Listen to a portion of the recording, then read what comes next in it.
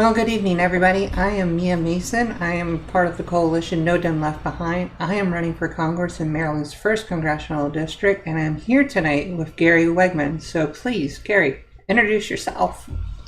Mia, thank you so much for inviting me to be on the show tonight. We're part of a coalition of Dems nationwide. We call ourselves No Dem Left Behind, and we're here to talk about issues in rural America that are on everybody's minds, and I'm happy to be part of the conversation. I know, and you're our newest member to the coalition, so congratulations to you as well. I was happy that Hassan reached out to us, and we reached out to you first, but it took a little while to get us here, but no problem. We're happy to be here. Yeah, we're quite a busy bunch. We have to make a lot of phone calls and do things across the nation, and we're supporting 10 or 12 different candidates. But that only makes us stronger when we grow and unite and try to flip all of our districts to make them blue. So where are you at? What district are you running for? I'm running in the 9th Congressional District in Pennsylvania, which is kind of east central Pennsylvania. A lot of rural character. Agriculture is obviously the biggest industry in our district. Very homogeneous district, but spreads out over 8 counties. So a lot of territory to cover. What I'm amazed at, Mia, is how similar all the other candidates from Georgia, West Virginia, Maryland, Florida, all of us have very similar issues with our constituents' concerns. And this is America. Our current leadership loves to paint things in a framing of us versus them. And I never see that when I'm out campaigning. It's just us. We're not dividing ourselves. We're going to have to find solutions that make good common sense and put everybody back to work with good living wage jobs. So I'm not into the politics of division. I don't think anybody else on our No Dems Left Behind group is. And I'm just happy to be part of it.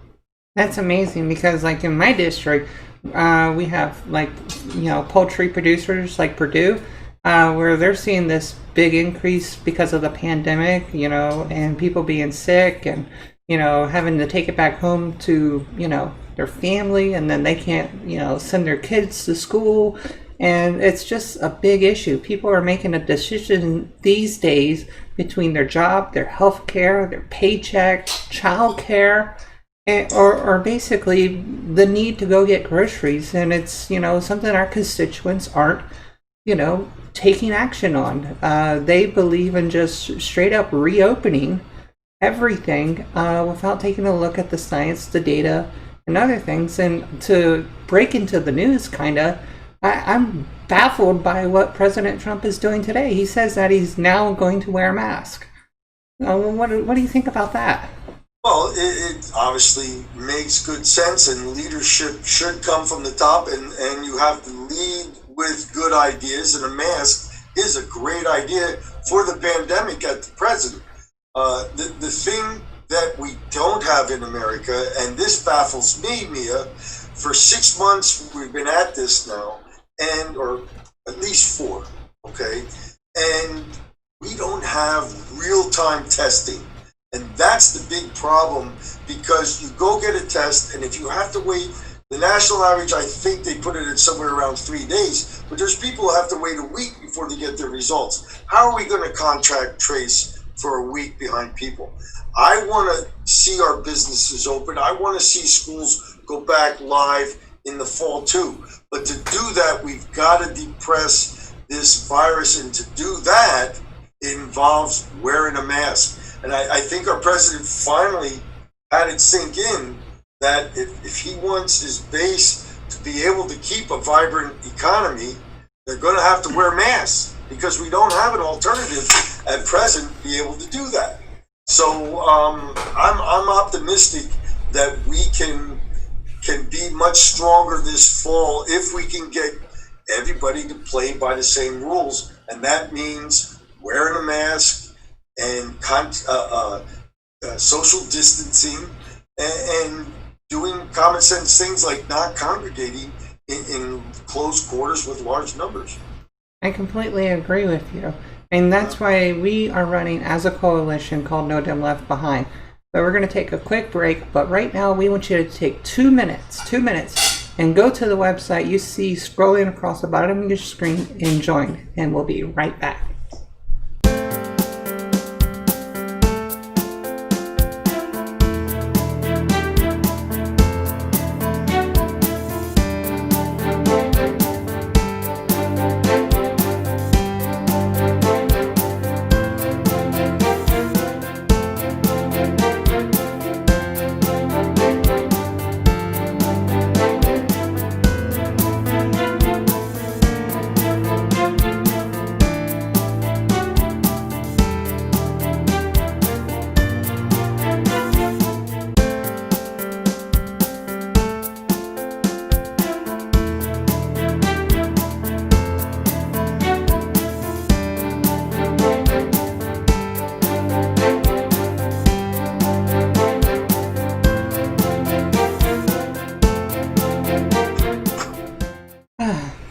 Well, welcome back, everybody.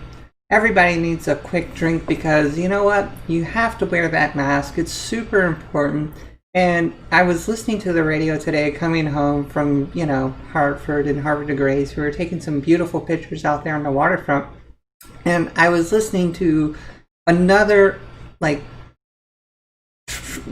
stop me in my tracks. I heard Donald Trump saying, I think vote by mail is going to win the election, which means that he's going to lose because we vote by mail.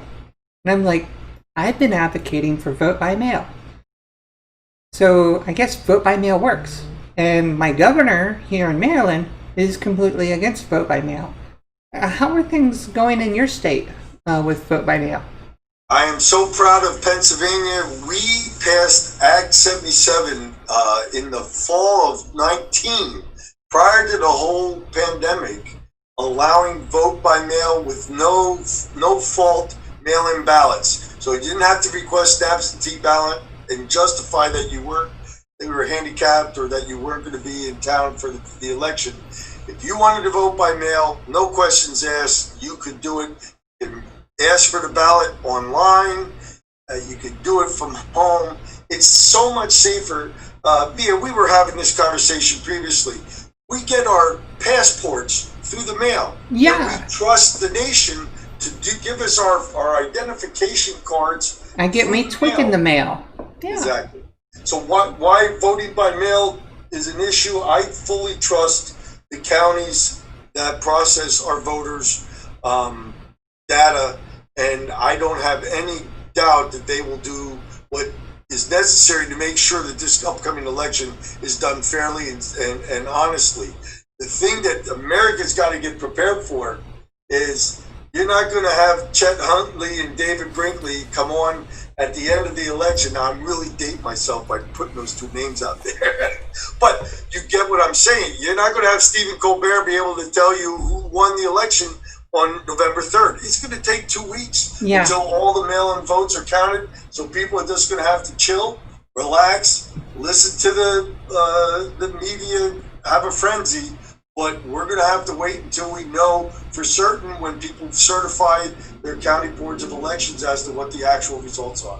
And that's November 13th, if you didn't know that, because that's when it happens in my state when they actually, finalize all of the counting of the ballots and everything else. And it's quite an interesting process because our governor has decided to do an application to get your ballot.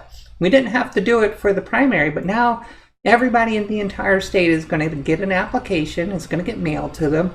And then if we want our ballot, we send it back. And then the state will then process that application. And then we will get our ballot that we will request. Marylanders, request your ballot. It's simple to do.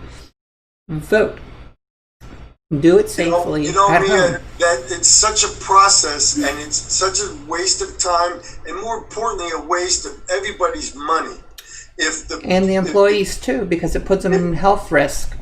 If the state government would mail all registered voters their ballot, it comes to you in the mail. They could bulk mail to everybody at a very low cost, and it would be so much cheaper and such less delay and less confusion. Everybody got it. Hey, you want to go to the polling station and vote live? You don't have to mail it in. Okay? But you have your ballot ahead of time. Study your candidates. Go to their websites. Learn about what they stand for, what their policies are, and maybe get a little more information. This is a great means of getting more information on candidates. And the best way that they can do that is continue to look at the bottom of their screen right now and look. Go to NoDemLeftBehind.com. It's coming up, I guarantee it. And the thing you'll learn is that a lot of our ideals are alike, like for the Green New Deal, Medicare for all, also healthcare, like the CARES Act. And this week we're hoping to get the HEROES Act. And most importantly, we are fighting, like what we've been talking about already, for the Voters' Right Act to be reauthorized. It's been sitting on Mitch McConnell's desk for 200 days. It is time for them to act on it. I mean, do you think it's important for us to have voting rights? Mia, it boggles my mind that the GOP allows McConnell to get away with some of this stuff. Voting Rights Act, come on, this is America. Let's put this out there and give everybody access to the ability to cast their vote. That's the most fundamental right that our founding fathers fought for. And we're going to sit on that for 200 days? Now we've lost... Yeah, it doesn't need to happen. On Lewis last weekend, who spent a lifetime trying to advocate for simple dignity of this piece of legislation. I applaud the people who have suggested renaming this in his honor. But it's not just about an honorarium. It's about doing the right thing. Let's get this passed. It's a good idea. We should be supporting good ideas. Exactly. And speaking of honorariums, we have the CARES Act. It's there for those who are our healthcare workers. And then we have the HEROES Act there for our heroes. I mean, how has Pennsylvania benefited from the CARES Act? Well, real interesting timing that you asked this question, because just today our Governor Wolf passed an executive order that's going to allow essential workers to apply for additional $1,200 of pay in reward for their risking their lives, essentially, and themselves during this period of time that we've had this pandemic without really any good controls as to how to fight it. It comes at a good timing, because what the governor is going to do is he's going to use monies that were put forth in the CARES Act, but there was provisions nationwide, I think, for $600 of additional pay to people on unemployment. Well, now if you worked in the essential sector, and we're talking about people in food processing, people in food retail, janitorial services, security services. That's a big coverage. Not just healthcare, but people who had to work, people in transportation, your bus drivers, the truck drivers who have been going cross country during this entire time and have been doing it nonstop. Yeah, but in Pennsylvania, they're going to be able to apply for $1,200 right as the CARES Act funding runs out. This will go into place for the next 2 months' time, so it's a great benefit to people to help get them through. So the CARES Act ends, the 25th of this month, right? Of July, yeah. So it's coming up. That's 4 days. Well, I'll tell you this. A lot of people in my community around here are in fear. They're in shock because they're going to be losing their home. They've received their notice to vacate the property because the jig is up. They're being told that, if you don't pay, you need to leave. And that should be extended through the HEROES Act, signed by the president before the 25th, so that people still have a home. Especially if they're renting a home or renting an apartment. And, people are very, very behind in their financials because they were let go. Their employers and their businesses are no longer there. According to Yelp, earlier in the week, they said 30% of all businesses in America will cease to exist. And I find that very hard to absorb, but when you take a look at it and you drive down the road, you see businesses that the signs aren't there anymore. The parking lots are empty. And we're in phase 2 of reopening. People are going to work and people are trying to find jobs. And they can't even get the unemployment system to work here in our state. And it's baffling that we have to go rally and fight for this right that we have and then be told that the state doesn't have any money for it because they don't vote for the HEROES Act. They don't vote for this. They don't vote for that. And it's all sitting on Mitch McConnell's desk. So if anything, people actually need to get their butt in gear in 2020 to vote him out and vote out our red Republicans in our district so that we can properly represent them. And that's why we're having this conversation here, because it makes no sense. These are people that are suffering at no fault of their own. I advertise, make no qualms about the fact that I'm a 5th generation farmer. And part of our business is a farm to table restaurant that we put forth. I also have some wine grapes, so we make some Pennsylvania wines, which, believe it or not, it shows very well. We've always had a good history of fruit growing in Pennsylvania, but winemaking skills always went to California or the Finger Lakes or whatever. But now we're or Virginia, or Virginia has great wine crops. But we're growing good fruit up here. But our restaurant business is down to 25% of what we normally do. We don't have near the clientele that can come because we're only allowed 25% occupancy indoors. Outdoors, it's been 95-degree heat and humidity. So our business model is hurting and way down. And so the employees that feed off of this, as you said, through no fault of their own, are really struggling. So it makes no sense to me. You know, if the GOP wants to have a conversation about how we can do this differently, let's have a conversation. But let's not have the conversation next week. Let's have it a month ago or right after the CARES Act was passed. This type of stuff doesn't need, it's not rocket science. It doesn't need all this delay. It needs to have a willingness to talk about good ideas, real issues, and real solutions. I completely agree. So let's take a break. Give people an opportunity to sign up tonight, become a No Dem Left Behind ambassador to basically showcase the work that we do and make that fight happen for us in DC. What do you say about that? You think it's a good thing? Amen. It happened. All right, let's do that. We'll be right back.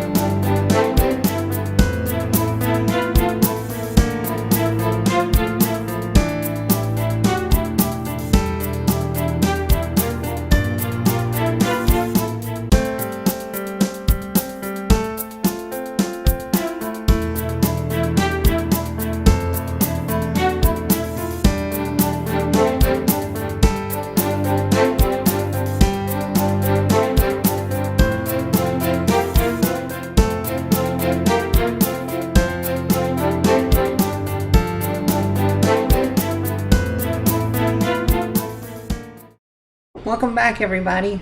It's Mia and Gary. Good to meet you. All right, hey everybody across the country. I've had a busy weekend. I was out there, hot, muggy, sunny, and I wore a mask. It took a long time for the president to wear a mask. We didn't knock doors. We put things on their front porch. We gave them the literature. We talked to the Ring doorbell. And we asked them to vote. So Gary, what did you do last weekend? Well, as you did, sitting right next to my personal computer here is my mask, and when I leave here, it goes on, and everywhere I go, I wear it. I'm a lucky individual. Well, I don't know how to say it that way, but I've been a practicing dentist for 36 years. I've lived behind a mask for 40 years because of 4 years in dental school. So for me to wear a mask 12 hours a day or 10 hours a day at practice at my work, and then to wear it wherever else I go, it's just a force of habit for me and not an issue. But I was at a Black Lives Matter event in Palmerton, Pennsylvania, which is a small town that's really trying to get its bearing again. It was an industrial town 40 years ago, and it's trying to reinvent itself. And what really impresses me, Mia, is the youth of America get it. They understand, there was a whole contingent of people that were whipped up by the media to come and push back against this Black Lives Matter movement. And their modus operandi, whatever you want to call it, was that all lives matter. Why are you just focusing on Black Lives Matter? And what the public should acknowledge is, of course, all lives matter, but all lives are not equally at risk. And that's why our communities of color, our BIPOC communities, are saying, look at us, look at what the injustice and the inequities of society is doing to our communities. And so I was really proud of the youth because they were the main engine drivers of this particular weekend's demonstration, and some of the others that I've been to also. And I'll tell you, to be honest, I go to listen to all sides. I have to represent everybody, as you do, Mia. Yeah. And we want the people watching this tonight to understand that this is what we have to do. If we're going to represent, then we have to go, and I go to listen. I want to hear what the issues are and how people are having a conversation about our public safety strategies, because that's what we've got to have, is to have that conversation and reinvent ourselves. I agree. And speaking of reinventing ourselves, I tell you, a lot of comedians around here are very lame. In fact, you brought up Stephen Colbert to show your age, and I was like, I used to watch his show, but his at-home shows aren't that great. And in fact, I love, The Daily Show and Susan B. I forget her name. I apologize to you. Chelsea Handler, Ellen once in a while. And then, of course, magically, Sarah Cooper. I mean, like, cognitive test and the greatest ever? Wow. And what do you think of Sarah Cooper when you hear her name? Double wow. When you watch what she can do, okay, it's very impressive. I think everybody needs to get an education and tune in with us on Thursday a week, because it's going to be quite a Wait a minute. education. You said this Thursday, right? Is it this Thursday? Yeah, it is this Thursday. It's this Thursday at 8 p.m. at the link below. No Dumb Left Behind. Okay. All right. They can sign up to watch Sarah Cooper and us, both of us, you and I, and others, as we chat with Sarah Cooper and make fun of you-know-who. Are you sure they can sign up? I thought I heard we were sold out. Oh, if they are, they get to watch it just how you are watching it with me, because guess who gets to do that job? Ta-da! Yes. Live stream it, huh? That's right. This is what we do to make sure that everyone is successful. So make sure that you join in again. And if you need to find me, you can go to No Dumb Left Behind and find out, or you can go to miadmason.us or follow me at Mia4MD. Gary, tell us how we can get a hold of you. No, Gary Wegman for Congress, spelled F-O-R. GaryWegmanforCongress.com is my website, and at Gary Wegman on Facebook, or Dr. Gary Wegman on Twitter. And Dr. Wegman has been so focused and jazzed about everything he's done that he forgot that it's the end of the month already, and we have no Dems left behind on this Thursday. I just forgot that where we're at here in the calendar of events. Well, at least you're not saying no and not showing up. My Dr. Representative Andy, well, I'm not going to finish saying his name. He's not a doctor, but he normally says no and doesn't show up. So hopefully everybody else shows up and watches us as we're hanging out with Sarah Cooper this Thursday at 8 p.m. with No Dumb Left Behind. So Gary, Thank you for joining us. It's been a pleasure having you here. Glad to be here, Mia. Let's do it again soon. Absolutely. Into our future we shall go. Have a great night, everybody. Now.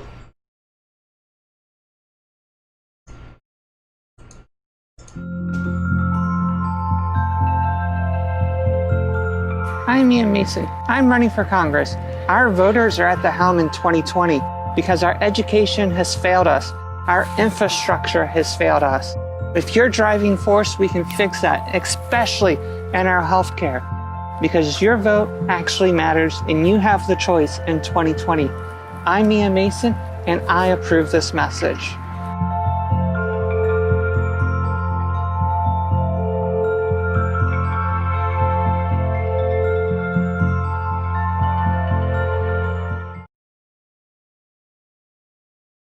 Back to family life there. So I'm going to get home myself.